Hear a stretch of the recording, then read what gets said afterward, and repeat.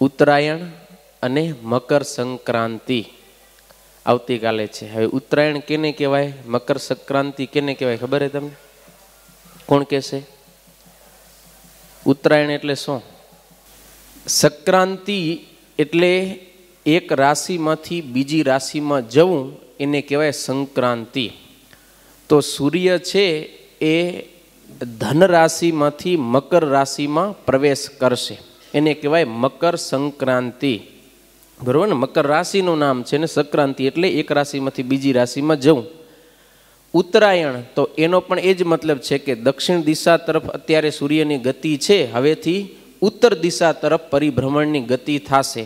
એટલે ઉત્તર દિશા ને અયન એટલે પ્રવેશ કરવો. તો આ સમયથી સૂર્ય છે એ ઉત્તર દિશા તરફ વળશે, તો એને મકર સંક્રાંતિ કહેવાય અથવા તો ઉત્તરાયણ કહેવાય.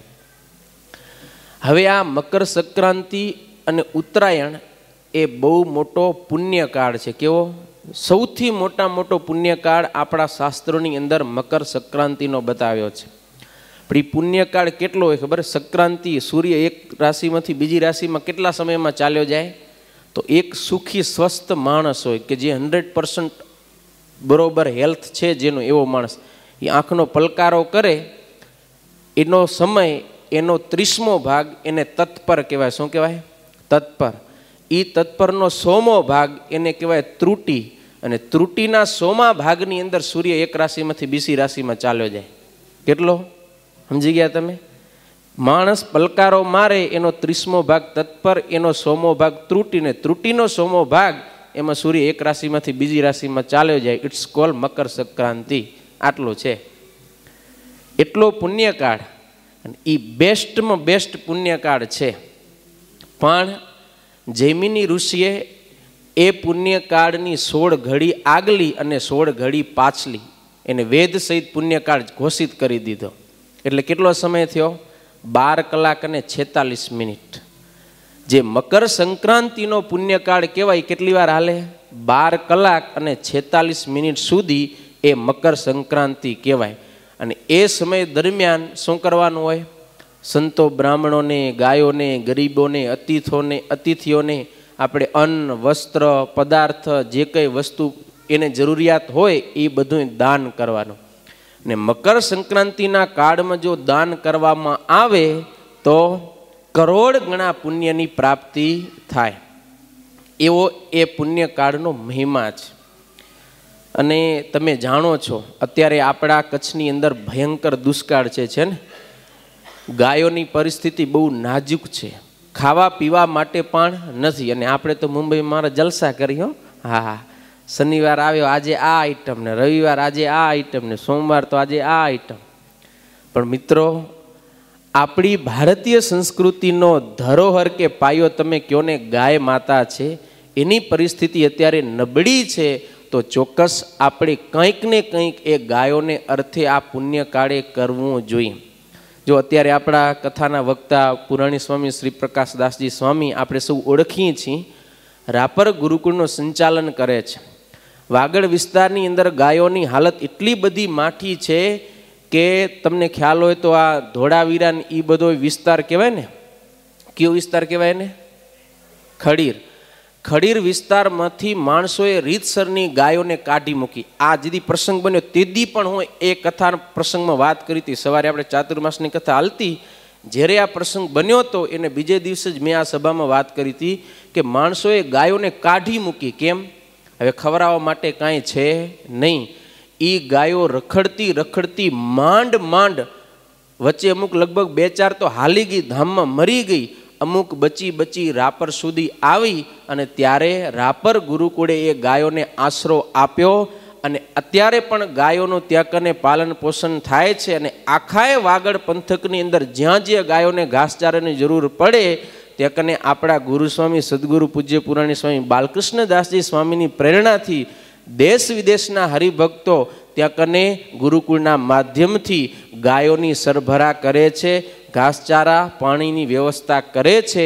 તો આવો પવિત્ર પુણ્યકાળ આવે છે તો કંઈક ને કંઈક ગાયોને અર્થે, એમ નહીં કે તમે વાગડમાં જ રાપરમાં જ ગમે ત્યાં આપણી અહીંયાને શિવાઈનગરના હરિભક્તો છે, માદેવાભાઈ, પછી વીરજીભાઈ, એ લોકો અહીંયાથી ઠેઠ ઘાસચારો લઈને ભુજ બાજુ ગયા હતા ને, તો ગમે ત્યાં ગાયો, ચાહે રાપરની હોય કે ગમે ત્યાં, બધી ગાયો આપણી માતાઓ છે, પણ હરેક જગ્યાએ પોતપોતાના એરિયામાં ત્યાંના માણસો ગાયો માટે કંઈક ને કંઈક કરતા હોય.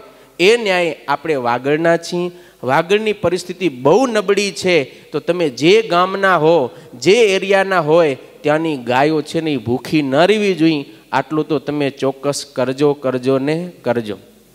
તો આ પવિત્ર પુણ્યકાળ, બરોબર ને, શેનો? મકર સંક્રાંતિનો.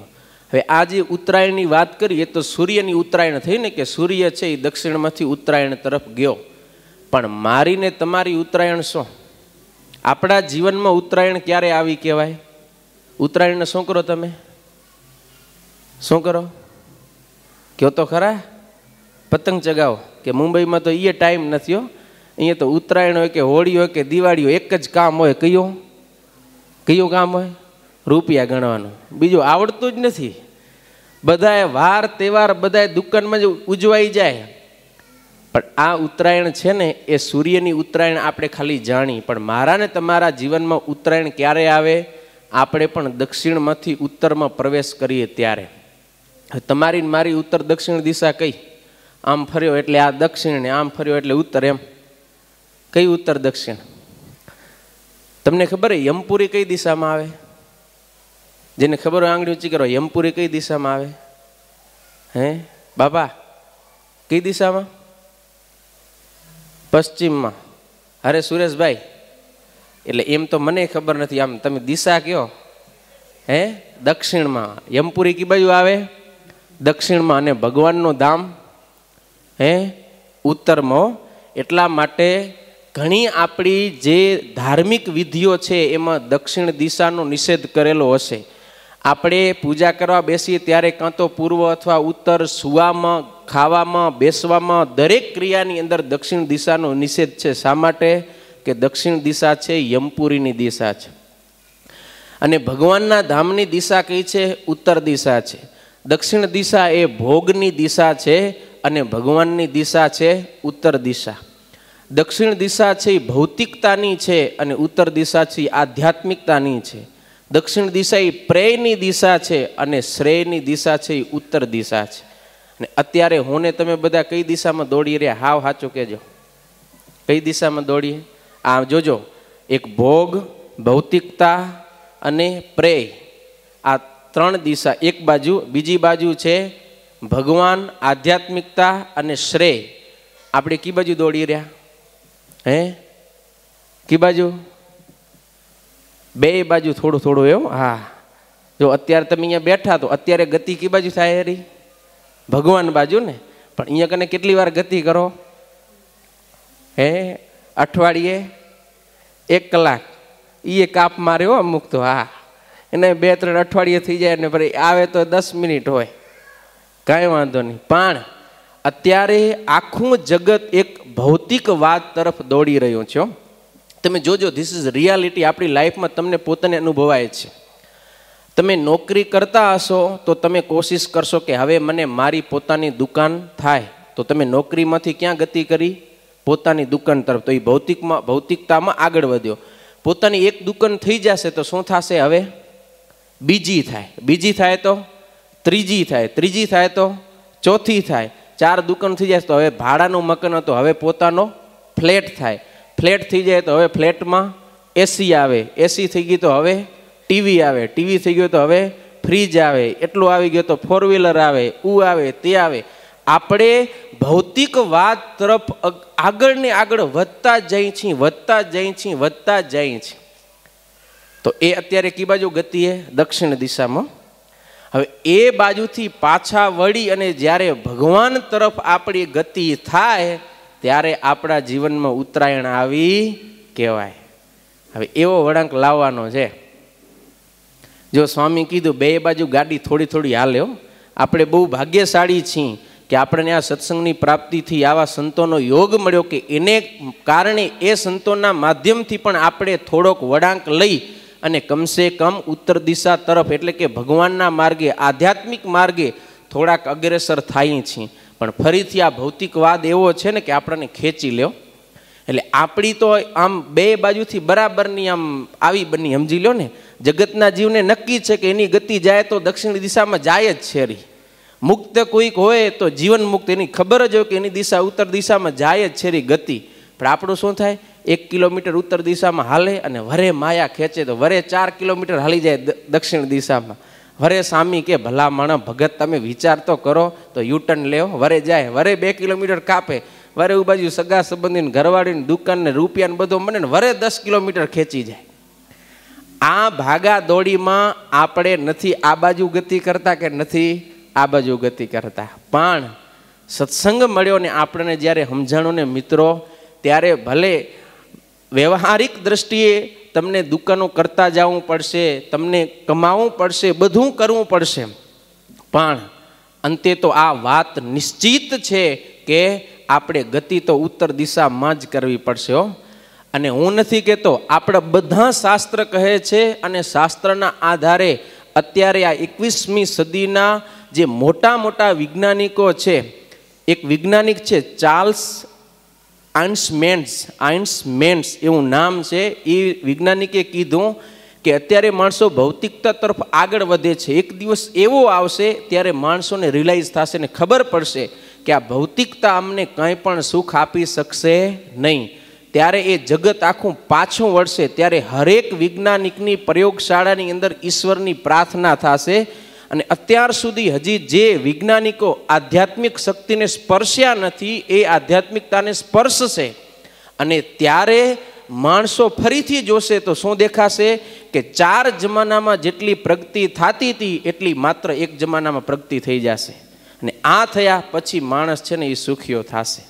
ક્યારે ભાવ શું થયો કે દક્ષિણ દિશામાંથી જ્યારે પાછો વળી અને એ ઉત્તર દિશા તરફ પ્રયાણ કરશે ત્યારે. તો આપણે ભૌતિકતામાંથી પાછા વળી ઉત્તર દિશા એટલે કે આધ્યાત્મિક માર્ગે આપણે થોડાક અગ્રેસર થાય.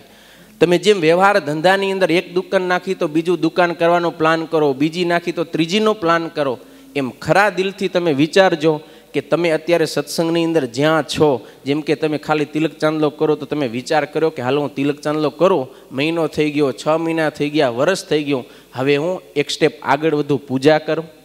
હું પૂજા કરું છું તો હવે સ્ટેપ એક આગળ વધુ કે રોજ મંદિરે દર્શન કરીને પછી દુકાને જાઉં. રોજ હું દર્શન કરવા માટે જાઉં છું તો હવે 2 માળાનો કંઈક વધારે નિયમ રાખું.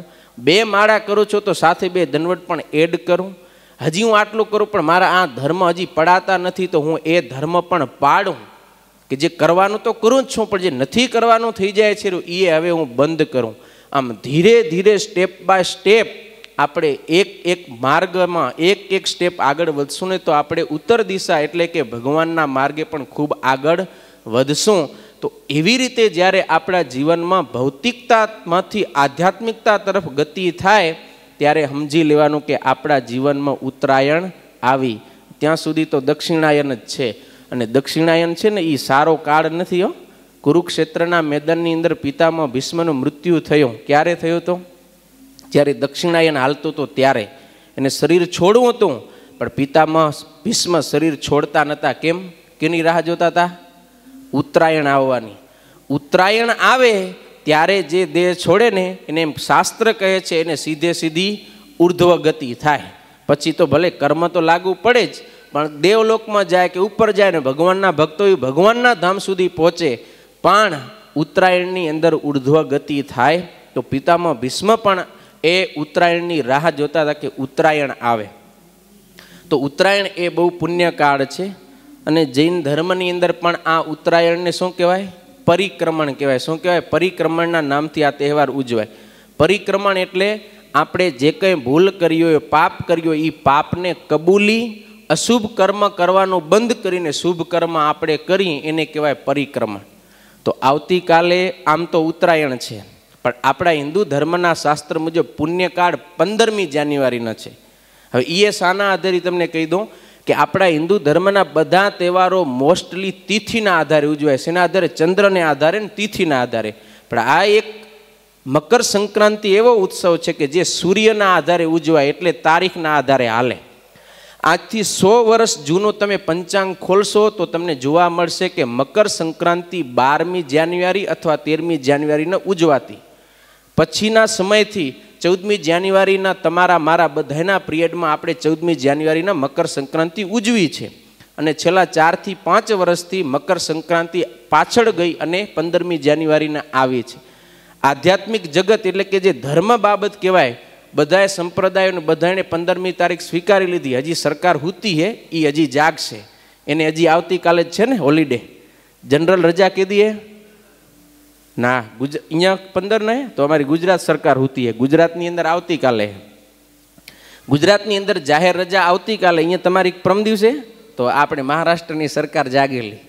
મતલબ કે એ હજી એક્સેપ્ટ ક્યાંક થયું હોય ને ક્યાંક ન થયું હોય, પણ ઉત્તરાયણ કાલે છે, પણ પુણ્યકાળ એનો જે કહેવાય એ 15મી જાન્યુઆરી. એટલે અત્યારે જે આધ્યાત્મિકતા બાબતની વાત થઈ, પુણ્યકાળ, એ પુણ્યકાળ 15 તારીખના લાગુ પડશે.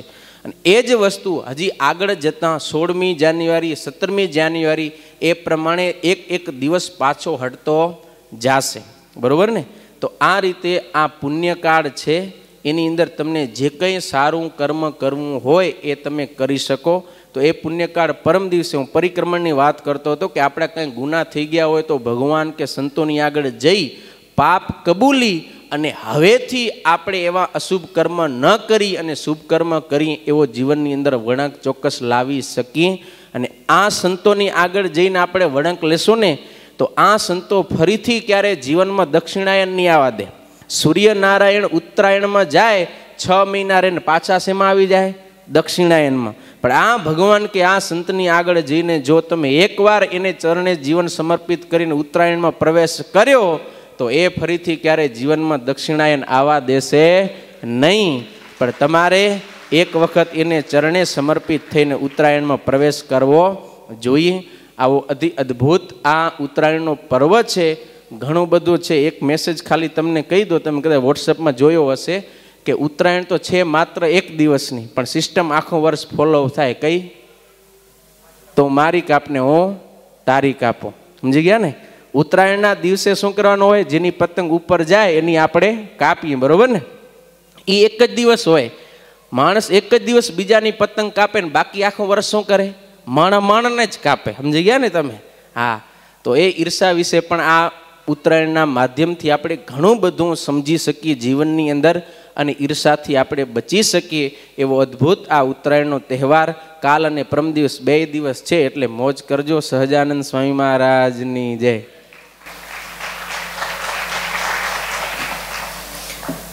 બહુ સરસ શાસ્ત્રી સ્વામી અક્ષમુનિદાસજીએ આપણે ઉત્તરાયણનો મહિમા સમજાવ્યો. જો તમને આ વિડીયો પસંદ હોય તો લાઈક કરો, શેર કરો, કમેન્ટ કરો અને સબસ્ક્રાઈબ કરો. અને હા, બેલ વગાડવાનું ભૂલતા નહીં.